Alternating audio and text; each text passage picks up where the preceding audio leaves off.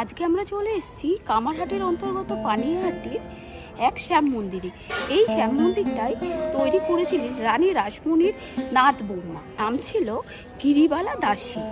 তো এই মন্দিরটা ঘুরে দেখাবো তোমাদের। এই মন্দিরের একটা খুব সুন্দর ইতিহাস আছে, যেটা আমরা প্রত্যেকটা মন্দির ঘুরেই তোমাদের বলি, তো সেটাও আমরা তোমাদের সাথে শেয়ার করব। তো চলো আর বেশি কথা না, এবার ঘুরে দেখি। মন্দিরটা কিন্তু খুব সুন্দর। আর এখন আমরা যে সময় এসেছি মন্দিরে, সামনেই দোল। তো শ্যাম মন্দিরে তো খুব ভালোভাবেই দোল মানে অনুষ্ঠান পালন করা হয়, যেটা সবাই জানো। তো এই দোলের সময় মন্দিরে কিছু কাজ হচ্ছে, তো মানে রঙের কাজ হচ্ছে, যেহেতু অনুষ্ঠানও আছে সামনে। তো এই সময় আমরা চলে এসেছি। তো চলো আর কথা না, পুরো মন্দিরটা তোমাদের ঘুরে দেখাই, আর তার সাথে বলবো এই সুন্দর মন্দির প্রতিষ্ঠা। হাই ফ্রেন্ডস, কেমন আছো তোমরা? আশা করছি সকলেই ভালো আছো।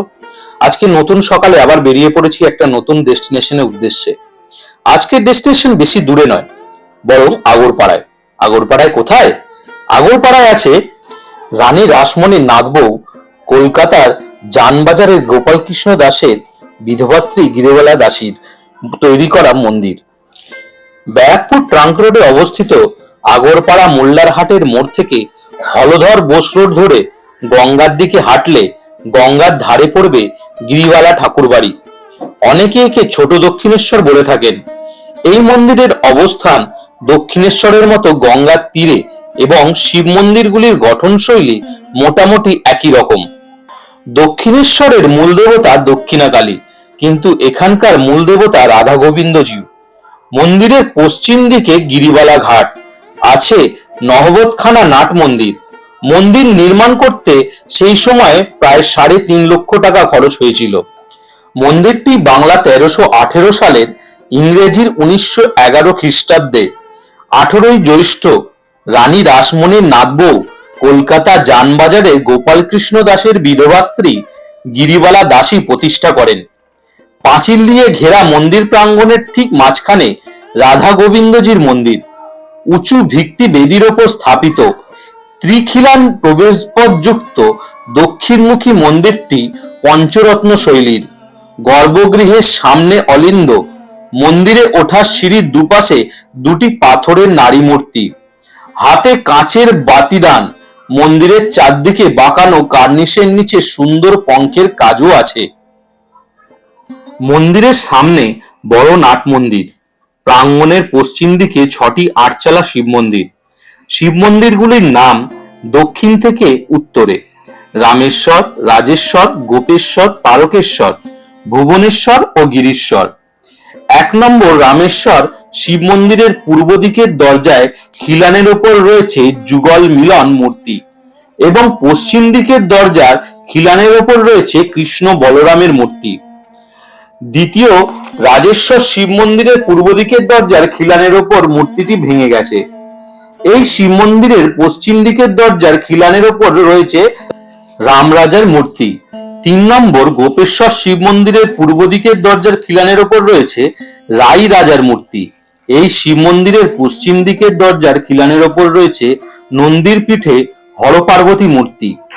এছাড়াও রয়েছেন একজন সিংহাবাদক ও একজন শঙ্খবাদক। ৪ নম্বর তারকেশ্বর শিব মন্দিরের পূর্ব দিকের দরজার খিলানের ওপর রয়েছে অনন্ত শয়নে বিষ্ণু। ৫ নম্বর ভুবনেশ্বর শিব মন্দিরের পূর্ব দিকের দরজার খিলানের ওপর রয়েছে রাই মিলন মূর্তি। এই মন্দিরের পশ্চিম দিকের দরজার খিলানের ওপর রয়েছে শিব ও অন্নপূর্ণা মূর্তি। ৬ নম্বর গিরিশ্বর মন্দিরের পূর্ব দিকের দরজার খিলানের ওপর রয়েছে কৃষ্ণের কালীয় দমন মূর্তি।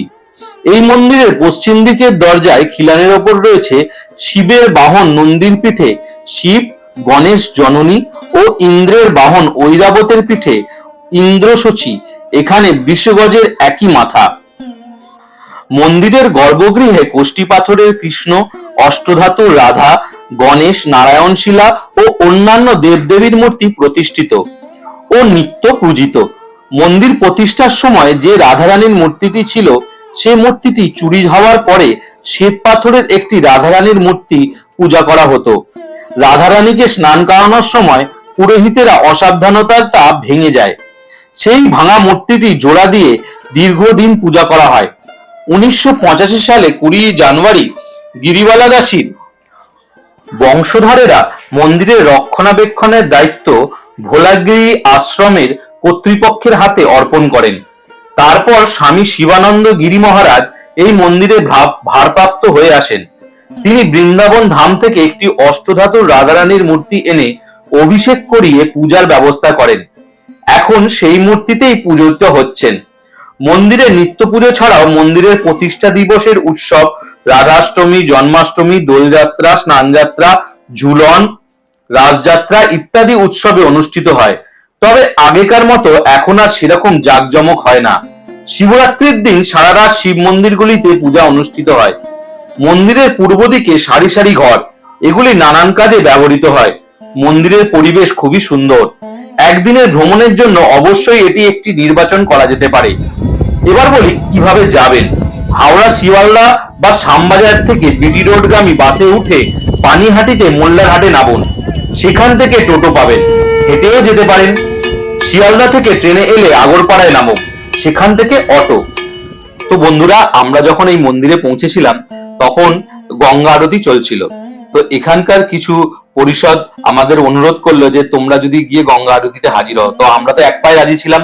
তো সেখানে আমার ওয়াইফও গেল, ওয়াইফ গিয়ে শাক বাজলো এবং গঙ্গায় আরতি পুরোপুরি হলো।